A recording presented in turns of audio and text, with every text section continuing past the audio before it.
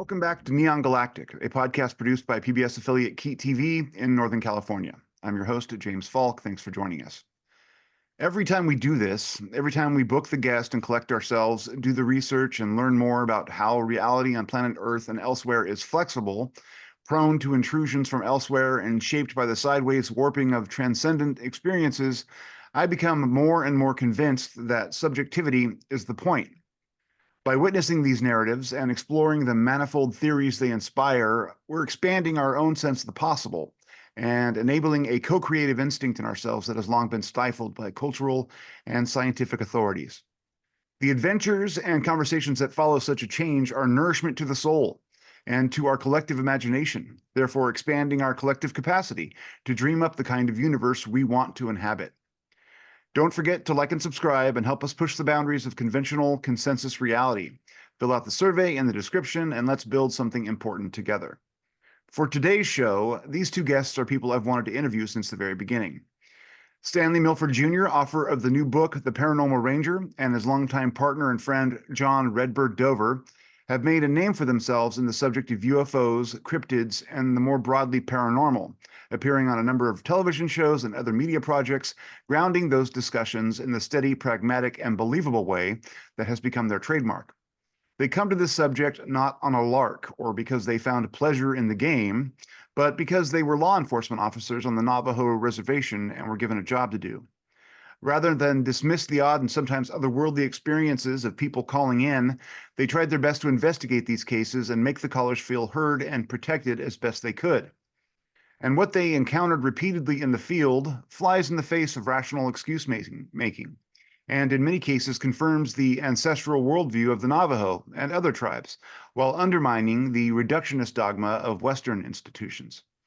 As our national culture now wrestles with the reality of UFOs and sundry, these two investigators are offering up an example in how to engage these phenomena and perhaps understand that a deeper need for balance and harmony is what's actually haunting our species. Welcome to the show, Stanley and John. Glad to be here. Thank you. So, yeah, it's an absolute pleasure to have you guys, like I mentioned. So I guess I want to sort of start with the early story. I've read your book, and my readers may not have, so I don't want to give too many spoilers away. But Stanley, you talk about it a little bit in your book. But can you talk a little bit about your early life and your earliest experiences with things that were sort of outside the bounds of what's considered normal in our society? And then John will have you answer that same question. Sure. So my mother had a home back east, and it was an older two-story home built in about the 1930s. And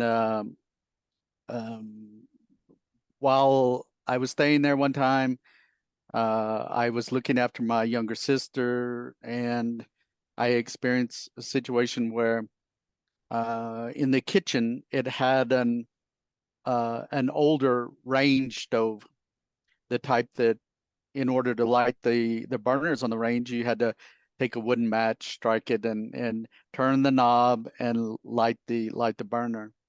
And with that stove, it took some effort to crank these big knobs for the burners, and so it wasn't easy to do. And but one evening we're at home, we're watching TV in the front living room, and me and my younger sister Stephanie, and I happened to notice light or a glow coming from down toward the kitchen area, and I got up and went to investigate into that, and I found that all four burners on the top of the stove were turned on, and I know that I didn't do it, and I know my younger sister, she didn't mess with the stove or anything. So it was just very odd, perplexing. I immediately, you think, did somebody break into the house and turn on the stove for some reason or something? But I retrieved my mom's shotgun, and I cleared the house. Everything was still locked up. I had even went upstairs and checked, and everything was secure. So It was just one of those things that was um, that would fall under that umbrella of paranormal or supernatural. And another time in that same house, out of the blue, again, I was home with my younger sister, and there was in her room there was a large uh, uh, LP heater, that rose up probably a good 3.5 feet, and it's probably a good equally 3.5 feet wide. And in the summertime, my sister would have books stacked on that rain or that heater. And I happened to be walking past there, and I noticed this book that was on there, which it stood out. It was a very large book. It was similar in what you might see with a family Bible, maybe 2.5, 3 inches thick, good 12 inches dimension one way, and a good maybe 10 inches the other way. So a very large book. This particular one was black. It appeared like it was covered in black leather and hand tooled.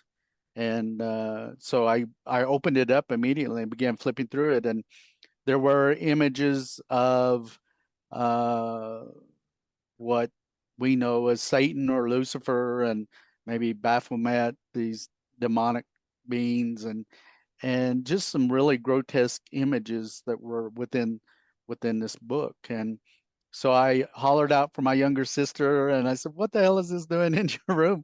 And she had no idea how it got there. She said, "That's not mine." She said, "I don't know where it came from." And I did take it to a friend of mine. Their family had a big ranch and farm, and I ended up taking that out to their farm and burning it in one of these uh, 55-gallon barrels, page by page. But again, another really odd, I know my mother certainly would not have allowed that in her home. Yeah. She's very spiritual and but very interesting. So I'll let John talk about some of his stuff How too. how how old were you when this happened? That was I was probably 17, something like that. My Okay. parents would go, my stepdad had a couple of commercial tractor trailers. So my mother would go out on the road with him at times, and they may be gone sometimes like 2 weeks at a time. And I would be looking after my younger sister during that time. So yeah, And so that happened when you were alone. I mean, I can't imagine how right. you, I was Yeah. spooked. I mean, Well, I was raised, John and I both have been very spiritual from a very, very young age. Growing up in Northeast Oklahoma, I would be out in the woods as a little kid playing even after dark. And I always put the fear stuff into the hands of my creator. And so even carrying through the times that John and I worked law enforcement, working SWAT and these high risk detail and stuff, you know, we fear wasn't a part of that. You put that in the hands of the creator and let him deal with that. You focus on the task or mission at hand. And that's what you had to do in SWAT. Even if you were being shot at, you just relied on your training and your tactics to carry you through. And that's what we did. amazing. So, John, what were your early experiences like? And yeah. Well, we'll start. There is an earlier experience, but I haven't spoken about that one yet. But Okay. we'll start about 1969. Um, I'm with my grandparents. We would spend every summer on the Navajo reservation, and then have to head back for a long drive back to Los Angeles. And so, we lived up there all summer, up in the Chusca Mountains. And we're coming out. We'd always leave early. The reason why back in those days is we're in a 19 I don't know, we're in an old truck, and um, it didn't have air conditioning, no power windows, no power brakes, no power steering. And if you wanted to get through Needles, you had to do it while it was still morning. or at night, and it was bearable. Um, Otherwise, you'd have 111 degree heat blowing in on you all the time. Yeah. So it was normal to leave early in the morning from Los Angeles and get through the desert at night. Um, so we're traveling off of the mountain, away from the cabin, and we get maybe a half a mile from the cabin, and it's like 2 or 3 in the morning. And I remember that I'm sitting between my grandpa and my grandma. He's driving, and she's in the passenger seat.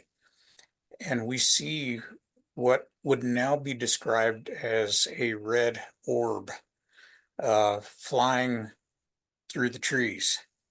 And it's weaving back and forth, as it goes. It's just, like this lazy weaving. And you can see the light underneath it. So it's like 6 feet above the ground. It's totally silent. My grandfather stopped the truck because he saw it, and he shuts off the truck, and he tells my grandmother he's reaching for a 30-30 that he's got, in the back window of the truck. Hmm. And he says, "I'm going to shoot it." And my grandmother started screaming at him, "You leave it alone. You leave it alone. Put that gun away." And see, back in those days, when the subject of skinwalkers came up, it was said that they could travel vast distances in a short period of time. And that one of the telltale signs that you've seen one was this red, they would carry a red light with them. And so she immediately associated this thing with Navajo witchcraft. Yeah. And my grandfather, he's trying to bail out of the truck, and my grandmother's yelling at him like I've never heard her yell at him before. And finally, we watched it as it went past us, and it went up the hill. And the hills, all this area's got ponderosa pine and oak. So this thing is just merrily weaving its way through the trees going up the hill. I'd been up that hill numerous times looking for lost goats and sheep. And I know from experience that there are no roads going up that hill. And this thing was so silent. And it was about the size, maybe a little bigger than a softball, and but smaller than a volleyball. And it goes up the hill silently and goes out of sight. And then so my grandfather gets back in, all huffy, and puts the rifle back, and down the hill we go. It would take us 2 hours to get down to Sheep Springs, a distance of maybe 7 miles. Back in those days when it was all dirt. Now it'll Yeah. only take you, 5 minutes to get down below once you hit the paved road. Um, So I would say that was one of my first encounters with something unusual, or maybe my third encounter by that time. Um, it was surreal Yeah. and a little bit creepy, just to see something flying through, making no sound like that. Yeah, and not making any rational sense. I mean, that we're used to.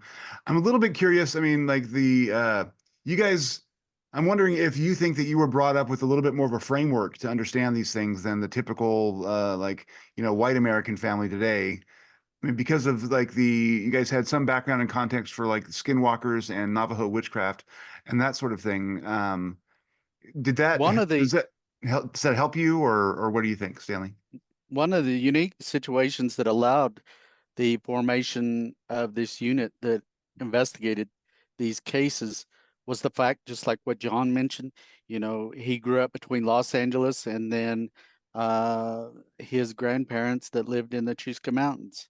So he had that upbringing, going to school in a public school in Los Angeles with all of the diverse cultures and ethnicities. And same for me, growing up between Oklahoma and the Navajo Reservation. I grew up going to public school there in Oklahoma, in Tahlequah. And so it allowed me to grow up seeing a perspective from two different points of view, the Yeah, Western yeah, side and then the Navajo culture. The other thing was the chief at the time, uh, Leonard, who uh, he grew up, he was born on the reservation and grew up there as a small child, but he was taken as a small child to live up in Salt Lake City region, in the Mormon culture, going to school there. And so again, he was going to school in an Anglo school, and then but between that and the Navajo culture and of where he was born.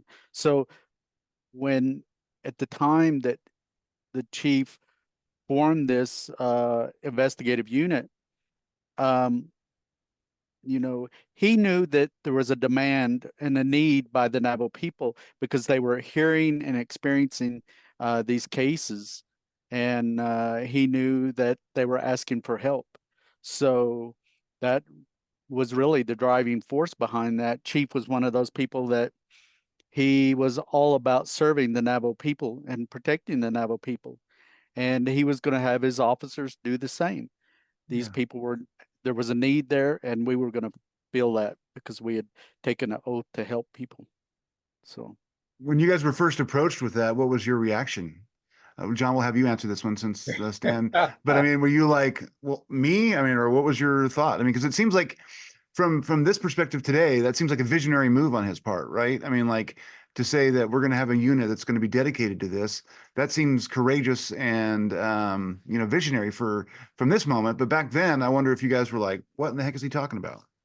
Well, let's let me tell a quick story and Sure. how this happened, and then my reaction to it. Yeah. Uh, Two rangers were sent to take a report. A Bigfoot had stepped over a corral, grabbed a sheep, tucked it under its arm, and left. And Grandma and Grandpa had witnessed this. And so two rangers were dispatched. Both of them were rookies. And if you knew these guys, we call them jokers. They're always laughing, joking around. They got little private things that they're talking about and just giggling and laughing. Um, kind of a good work environment. Yeah. And they went to on this case, and Grandma's explaining to them. And then as they're out there, in their vehicle, of course, they got all these little private jokes and they're laughing with each other. And Grandma thought she was laughing at them. So she called the chief ranger up, Leonard, and she says, just chewed him out as only a Navajo grandmother can do. And culturally, when you're being chewed out, you don't say anything. You just let them say what they're going to say, and you say, yes, grandma, yes, grandpa, and that's it. So he took all this and he called a departmental meeting and chewed everybody out and said, from now on, these cases will be uh, taken seriously. They will be investigated professionally. And then he turned and pointed at me and Stan, and he says, and you two are going to get the major cases. So we did not volunteer. Yeah. I like to say that we were voluntold that Mhm. we were going to do this. And we just kind of looked at each other like, what? Really? And I think deep down I was kind of like, hey, cool, but it kind of took us off guard momentarily. And we just said, yeah, okay, it's just another assignment. And so that's how we got into it. We didn't plan on it. We didn't volunteer, didn't raise our hands or anything. We were just, told you're going to do this. And Stan had investigative background in handling cases. I went to school to Federal Law Enforcement Training Center to the Criminal Investigation Training Program. And so I had that under my belt, along with the a 6-month police academy. So we're pretty well qualified to handle these cases at the time. That's fascinating. What was the first case that you guys went on where you were confronted with something that was just absolutely certainly not normal, something that stretched the bounds of what you had been, encountering and other aspects of your life? Was there one case in particular that stood out as sort of the departure point where you guys really got into the strangeness? One of the first cases for me was prior to being assigned to investigate the paranormal. I was a young ranger and I was called to assist a veterinarian who had a case where there was 26 head of sheep within a small corral, and every single one of those sheep were found dead in the morning, and they were slit from the throat area down to the groin in a straight line, and it was just a really unusual case. The veterinarian, when I pulled up there and got out and went over to meet with him, he just shook his head and put his hands up. He didn't know, what the hell had happened. With the family, there was no indication of what had happened during the night. There, usually with Navajo families that have sheep, you'll have sheep dogs that actually live with the sheep and are the guardians over those sheep, and that's all they do. And in that particular case, the sheep dogs would not come anywhere near the corral. And I recall a very strange odor associated with that corral, where there was kind of a petroleum based smell to it. It was very nauseating, and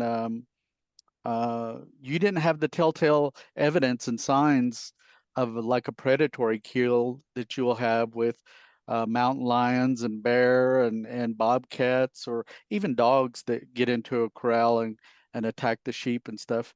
There was no blood on the ground within the corral.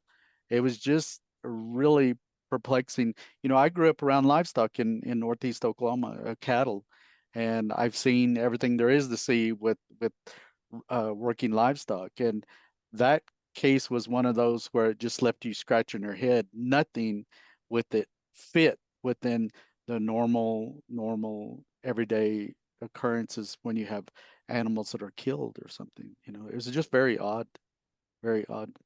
That's one thing that I was wanted to ask you about with like the cattle mutilation phenomenon. Did you guys encounter that much on the reservation, or was that like one of the only instances? I mean, if that can even be considered a No, mutilation. I had heard other mutilation cases, and especially in that region, there was other livestock owners in and around the Navajo Reservation. You have to realize the Navajo Reservation is 27,000 square miles, so it's equivalent to about the state of West Virginia, covering the biggest part in Arizona, then New Mexico, then Utah, and we now have some lands even in Colorado at Wolf Springs and Boyer Ranch. So there were other livestock owners over the years, I heard, where there was cattle mutilation and investigations related to that. Fascinating. I have, let me pull this up here. One of the things that I appreciated about the book, Stanley, was this quote that I'm going to read here, if you don't mind. Sure. Which I thought is really interesting, and maybe I'll read it out loud, then maybe we can just talk about it. The more I thought, and the more my mind took in all the possibilities of existence, a great awe overtook me, an overwhelming sense of the vast infinity of the universe. I realized that human beings were like an ant colony in an isolated place. The ants never had contact with humans and thought their colony was the whole of existence. But of course, there was a whole huge pulsing world outside the colony unknown to them. Likewise, our universe contains a span of space so vast, human beings might never encounter other life forms unless they seek us out. One of the things that I cover a lot of is the UFO phenomenon. And I'm just interested in having read that quote, and I outlined it and I put it up on social media, and I was like, this guy's on, he's, he's doing good work here. But I mean, how do you think, where does that go with your thoughts on like the possible origin and stuff of UFOs? I know that in the book you include a lot of your creation or the creation story, I guess, of the Navajos. And I thought that was profound and maybe even a little bit risky, and I wanted to ask you about that as well. But what is your thoughts considering that quote and other things as to what we may be confronting in the UFO phenomenon? There was an investigation that I was assigned to where there was a haunting of an office space in Winter Rock. And in that particular case, one of the myriad of different phenomenon was what is referred to as an apport. So you'll have a physical object that may materialize, in a certain space or move or these kind of things. But with this case, it was coins. In that 2-day investigation, there was a total of 66 coins that would materialize out of like thin air. And at least 10 of those coins in that first investigation, I actually witnessed the coins materializing. Sometimes you'd have the coins fly from, let's say, a distance of like 30 feet from an upper corner of a room and hit one of the 4 investigators. But witnessing that, with my own eyes repeatedly, it made me, I had a kind of an epiphany that the coins had to be materializing from some other location, and that they were manifesting out of thin air in our physical world, the physical plane that we're in today, right now.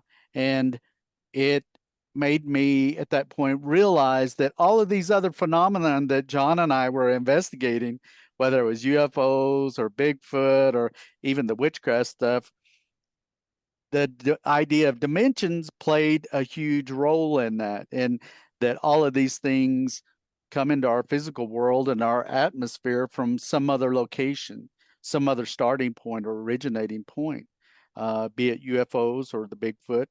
And John and I don't follow this idea that Bigfoot is out there living in the woods, migrating across the North American continent or whatever. There's just no evidence of that. You and I could get out there near where I live and we'd find evidence of the mountain lions, the bears, the bobcats, wolves, and these kind of things living out there, where they have a den, where they have a route to go hunt and drink water, and where they poop and all of that. But with the Bigfoot, you don't see that.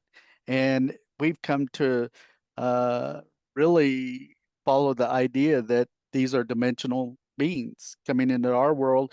A lot of people witness this thing around the globe.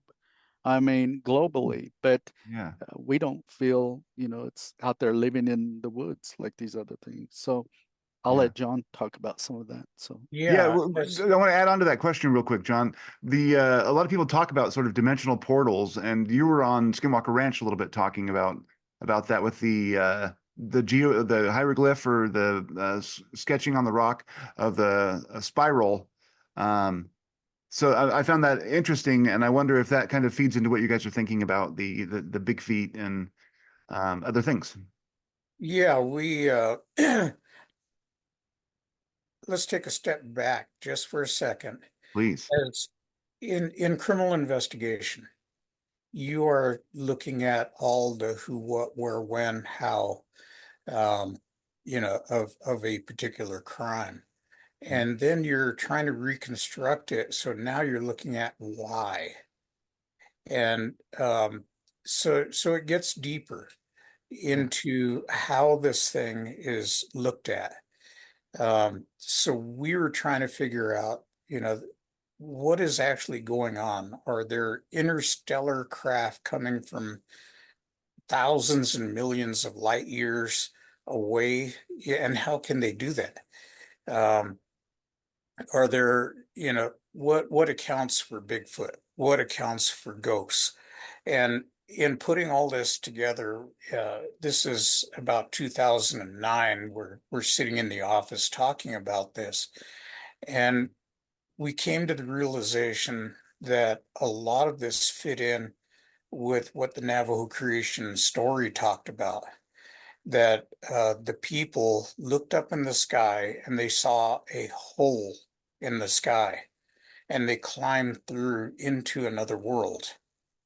And there's two instances that speak of a hole in the sky. The second time it was seen, they put something up there. They say a reed, but translate that into maybe a piece of wood or something to climb on. Yeah. And they climbed up, could be a ladder. They climbed up through the hole and entered into this world, which is called the Shining World. So we started looking at that and thinking, they could have come through a dimensional gate of some sort. And now fast forward to the 1990s, there was a military expedition that went up into Chaco Canyon. And there was a gentleman that was with Special Forces that was with this group. And he said that at about 2 in the morning, they're looking up kind of down the canyon from Pueblo Bonito, and they see, the starscape up above them. There's no backlighting or anything else to diffuse it. Yeah. And as they watched, this thing became a little blurry and wavy, like you'd see with a heat wave. And he's saying that this thing is now what they're seeing is a portal of some kind opening up, and that this it's showing right in the sky above the canyon. And they watched it for maybe 10 minutes before it closed down again. It was just almost like a distortion in the sky. Um, so we think that this thing is naturally occurring Yeah. here and there, and that it can be triggered through manual means. Now, at the same time, the CERN Hadron Collider is doing an experiment, and they're trying to open a dimensional gate and send a message through, which I kind of think is a bad idea, because anybody that's in the military will tell you never draw fire on your own position. So, Yeah. um, you've got this in the background, and we started thinking maybe what we're looking at is something to do with portals and dimensions. Now, fast forward to Skinwalker Ranch and these spirals. Um, Typically, a spiral in Native American culture is speaking to a migration. Okay. And so they're telling you we are migrating and this is the direction we're heading. We have since, looked at that and reinterpreted it and said in the case of the Navajo, they migrated through different dimensions to get here, if that's appropriate. Hmm. And we haven't found anything that that contradicts that theory. And so by 2011, we were speaking in different venues, and we started talking about this, and it was brought up in the 2013 International UFO Congress that we were invited to speak at. And I think it was the first time. Up to then, if you were in UFOs, you only spoke about UFOs. Yeah. If you went to talk about Bigfoot, you went to a Bigfoot convention.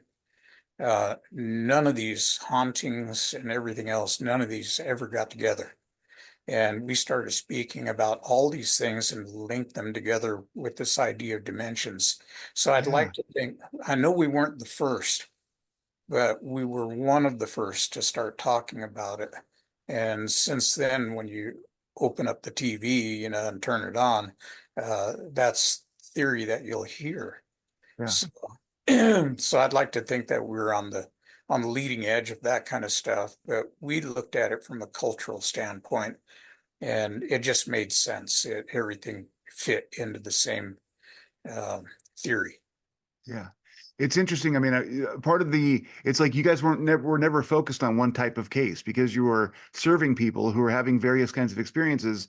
You were going out and encountering Bigfoot and other things and UFOs and all the gamut. So therefore, your view was wider, and therefore you can synthesize all those things together into a common approach, which I think is the operative theory, at least that I've heard right now, about there being some sort of that all of these things are an indicator of some kind of encounter we're having with some sort of neighboring country. I mean, country, a neighboring dimension or whatever. And it seems like there may be particular places on the planet that are somehow thinner membranes.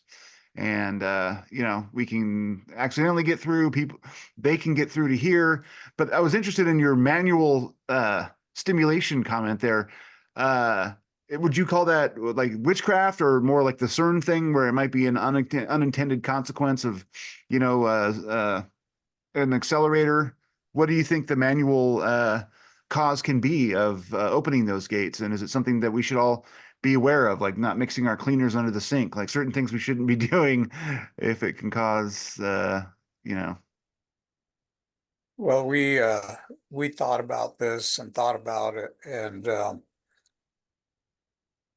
we started looking at older work that had been done. One of them was a gentleman named Nikola Tesla. Of course, everybody bandies the word Tesla out everywhere now, but in reality, back in the day, he created a lot of different things, and he was working on this idea of free power for everybody that would be generated from one location and could be accessed uh, through the air. During this time, he came up with something that he called the 369 theory.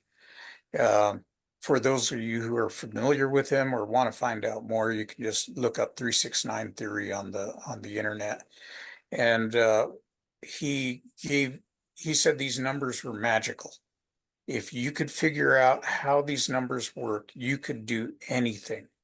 He believed in it so strongly that when he was living in New York, he would go to his place of work, and you know how big a building is in New York. He would walk around that building 3 times before he entered the front door. And his rooms had to be divisible by the numbers 3, 6, and 9. So he would never stay in a hotel room that wasn't divisible by those numbers. Um, and he gave each number an attribute. 3, he said, stands for energy. 6 stands for frequency. 9 stands for vibration. And he said, by putting these things together in a specific order, um, specific frequencies, specific vibrations, you could just about do anything with it. And so we started thinking maybe this is what's being used.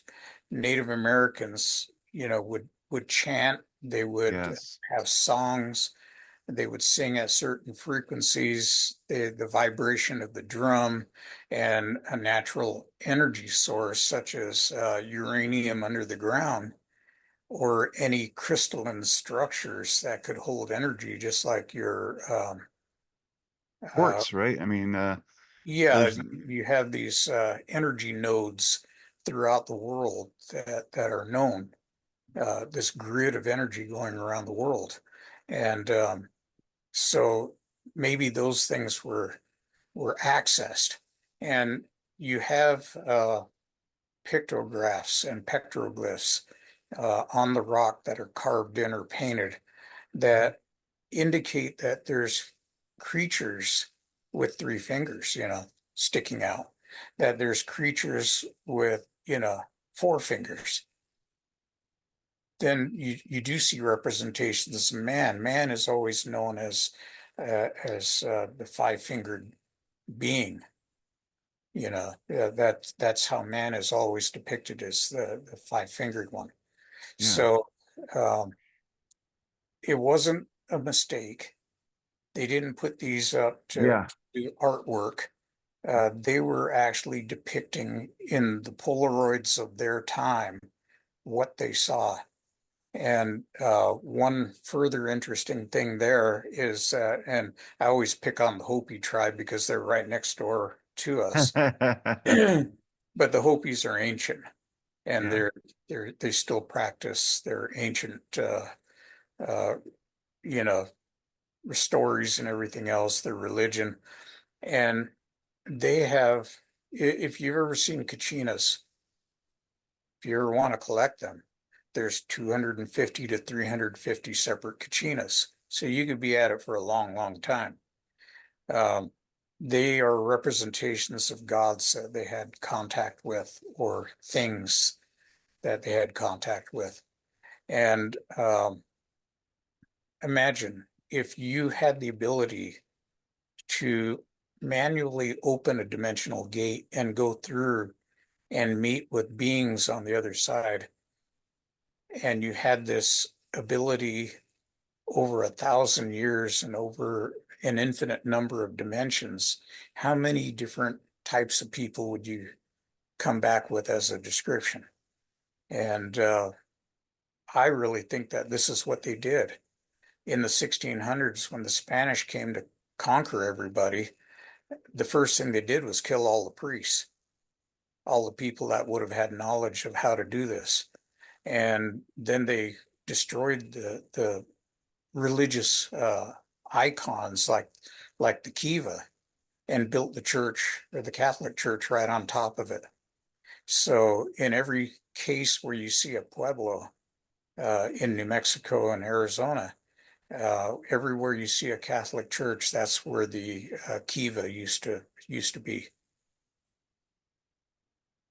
That's an amazing detail that you thank you for that. And it's interesting given I'm a big fan of Skinwalker Ranch, even though I take it half with a grain of salt because there is a little bit of editing that goes on and whatnot.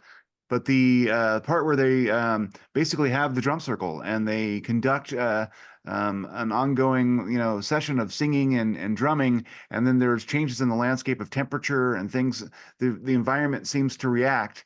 And the same sort of phenomenon happened when they had the Jewish rabbi who had a thing that he spoke out loud and a very kind of chanty kind of tone to his voice, and that also produced temperature changes and very much energetic phenomenon in the environment. So, I mean, I think that is part of what is being discovered about those ancient sort of spiritual technologies. That it's not just hocus pocus or superstition; it's actually tools that they were using to explore their realities. And maybe we'll ultimately get to where we can do that. Maybe the government's already doing it in secret, and we just don't know that yet. And maybe we'll find out soon enough. But pretty scary. Well, we are science-based culture Yeah, yeah, today, yeah. and there is a huge thing that says separation of church and state. Hmm. So, we run into this. I mean, our founding fathers basically said there will be no religion within politics, period. And we go on and on about how this is a Christian nation, and they like to point to the we are an evangelical Christian nation. That's really not true. We were Yeah, a group of deists exactly right. that, Clockwork Universe, then God set it in motion and very much and not yeah, Christian. and it just goes on its own. Hmm. So, um, that being said, we have nothing to do with spirituality in science. And we really think that there's a mesh or a meld between the two, that there is actual science going on, but there is a spirituality to it. Yeah. And so we always maintain that that grounding Yeah. with our views. It seems interesting to me that we've had, things were classified as religion. I think a lot of the time when people discovered them or came to know them through mystical practices of some sort or some sort of visionary experience, then it would be classified as part of a revelation and therefore religious. But we're finding out that a lot of those epiphanies that people were having actually bear some connection to reality, and they're learning things that maybe they shouldn't be learning by our reductionist rules that we think that are existing, but in fact, people are learning things that are outside of what they should know based on spiritual journeys or inspiration that comes from without, whether it be alien or angels or whatever else. And so hopefully there'll come a time when what we consider religion now can be sort of included in science because it's something that we know more quantitatively. Um, that's sort of where I think that all of this is going. Maybe that ultimately will be a connection between spirituality and science in a way that sort of includes both but denies neither. That's what we can hope for anyway. You guys sound like you did a lot of time talking about like this stuff and trying to figure things out, which is interesting because talking to a bunch of folks like Jeffrey Kripal and others, they say that like we've collected a lot of data on UFOs and other things, and we have enough instances of contact to stop really focusing on that so much, but try to interpret what it is we're being told by that, by the contact. I mean, if it's a kind of a prodding from some other kind of intelligence or even ourselves that, there's some deficit in our culture that we need to address or whatnot. I'm going to read another quote, Stanley, so bear with me. um, but this I thought was the most powerful passage in your book, and I absolutely love it. You say, quote, clearly something in our human culture has gone wrong. These paranormal events, UFO visitations, Bigfoot sightings, and hauntings are happening at unprecedented rates for a reason. I have come to see them as a wake-up call for humankind, an awakening. Our planet is in crisis. Multiple countries are at war. We have mass drug overdose epidemics, and so many people are suffering. We must recognize how out of balance our world and lives are, how grotesque our treatment of the earth and one another is, and we must live better. We must do better. We must come back into balance with our environment and find clarity of purpose. Amen, first of all. And given what a lot of people describe with abduction scenarios and whatnot, first of all, getting brought up into a spaceship and tagged and prodded and all those sorts of things very much mimic the kinds of things that we do to lower animals right now. And they treat us, yeah, and they treat us like we treat them, which is our property. And could it possibly be that the message that we're receiving from this alien intelligence, maybe it's an intelligence that comes from planet Earth and it's telling us to get our heads on straight about our relationship with the planet? What do you think? Well, I think that, in this day and time, we've created technologies that could eliminate every living thing on this planet. And that's a real overriding threat, especially in this day and time. We've got these leaders that are occupying these positions where, the way they talk, the way they behave, and they're more or less unhinged, and these are our leaders, and they have the power to destroy this planet, and so yeah, it's I think, the paranormal stuff John and I have experienced, that's not the scary stuff. The scary stuff is, the Yeah. fact that we have leaders that are ruling the world in that capacity, who are a threat to human life and every other type of life on this planet. Yeah. And I just think that we really need to look at these early indigenous teachings that, like the Navajo, that make reference to living in harmony. And we can do that. It's not impossible. We have all the resources on this planet to live almost in a paradise. if we would do it, but we get caught up with greed and money and material things, and we lose sight of the important things, love and protecting each other, watching over our children and educating our children, the important things in life. And but anyway, I'll let John talk on some of that too.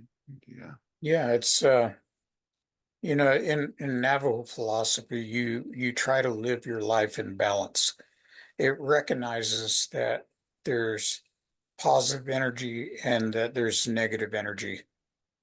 And with this idea in mind, you're given a choice in your life to decide which way you're going to go with this. And as long as you keep it in balance, there's two sides to that coin. You know, our philosophy in the Anglo culture is to let's destroy evil. Let's get rid of all that negative energy. Now there's only positive energy, and and everything's going to be fine. But in nature, there's always that negative and positive. There has to be to keep everything in balance. And it's up to you to have a personal responsibility of how you're going to treat that. Yes, you can decide in your mind, I'm going to go out and kill people, or I'm going to be uh, negative toward them and cuss everybody out on the freeway that, as I'm traveling down the 405 or something. That's why we have shootings, and that's why we have all these things happening, because people just don't have patience. They have anger issues, and their lives are out of balance. And so, it keeps police officers and detectives employed. And, if we ever want to see them leave, we just need to look within ourselves. Yeah. And, Behave ourselves. yeah. Yeah. But that Last point. harmony, Go ahead, please. it extends into even how we care for ourselves mentally, physically, and spiritually, uh, eating nutritiously, a decent, healthy meal, we've gotten so reliant on fast foods and restaurants and things of this, as opposed to being able to grow our own food, that we know is nutritious, that will provide our body with the nutrients it needs for a healthy mind and body. And same with our spirituality. All of these things need to be have some balance. Even the use of alcohol. If a person has some balance in that, they say alcohol can even be beneficial to the human body. If it's done appropriately. It's where you form addictions and end up hurting your body with those kind of things. So everything, we need to look holistically with all of everything around us. Many indigenous cultures around the globe teach that everything everything in the universe is interconnected. There's networks within everything, so everything is interconnected. And I tend to, and I think John tends to follow that idea that these things are connected, everything. Yeah. Absolutely. And that brings me to what I guess would be the last question.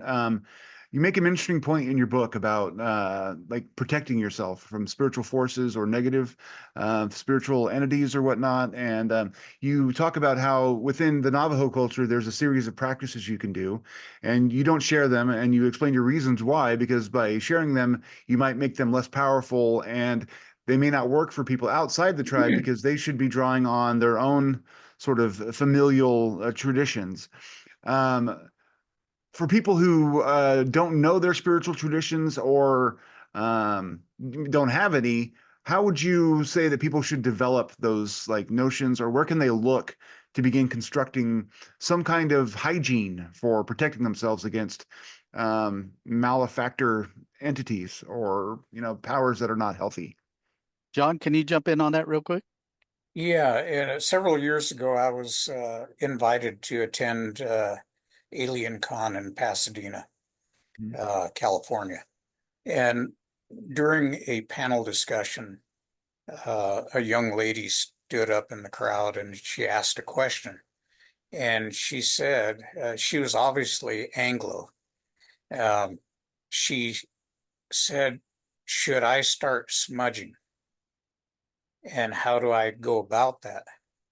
Now, usually you can direct people and say, yeah, just go to YouTube and, there's all kind. And I usually jokingly tell people, I'll tell you how to do it without burning your house down. Uh, because we don't want to put in information out there and have somebody be suing us to say, Yeah. Yeah. And there are so, people out there that cause all kinds of, yes. Yeah. so at any rate, what I told her is I said, just this little flash of inspiration came to me, and I said, go back into the culture of your people because Anglos are not one culture.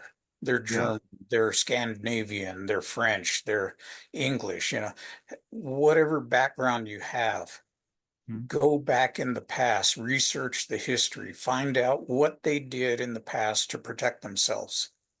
Take that as your own and make it your own. Add Yeah. something to it, take something away from it, however you want to do it, but make it your own and it has more meaning to you.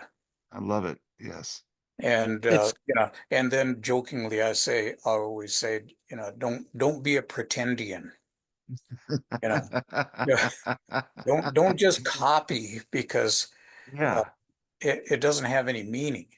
Yeah. And one of the things that we found out early on uh, is even in smudging, you have to have the intent that this is going to protect you. If you don't have that intent, you're just going through the motions. Yeah. So you could go into a church and cross yourself and kneel and do all these other things, but there's no intent there. So just like if I went into a garage, it doesn't make me a car, you Yeah. know. So by the same token, you have to have that spiritual sense to have that intent, and that's the most important thing that it can impart to everybody out there is that you can protect yourself if you have that intent to do it. I think it's powerful that just to give people that permission, to be told that you can go back into yourself and cultivate a tradition and a protective process, I think can be, freeing for folks who feel like there are rules that somehow exist that don't allow them to do that. Yeah, that's cool.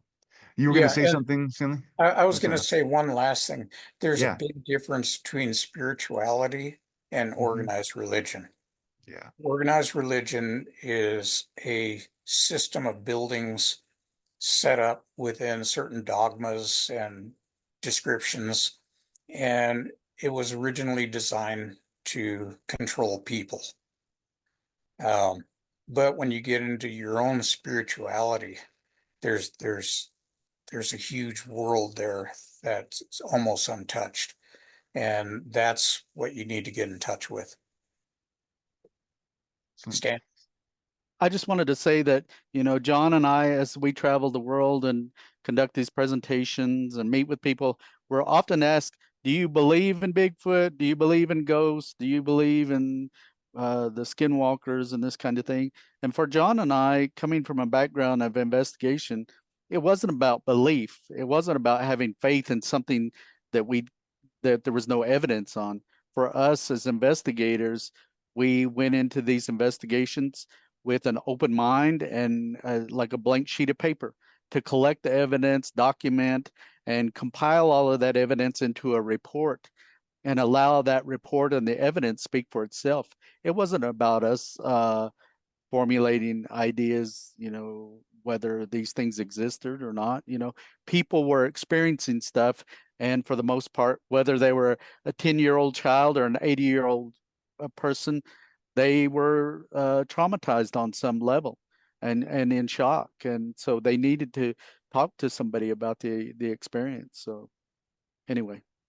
I think that for folks who haven't read your book, if you want to read about some of those stories, and they're absolutely fascinating. He mentioned the one about the airports and the office building that has all kinds of interesting details to it, and coins continue to manifest in his life Yeah. today. So Yeah. yeah, please pick up the book, read it. Thank you, John, for coming on. Thank you, Stanley. Our time is up, but I feel very privileged to have the opportunity to talk to you guys. So Thank you, James, for having us. Thank Yeah, you for everyone that watched the show. So thank you. yeah. thanks to everybody out there.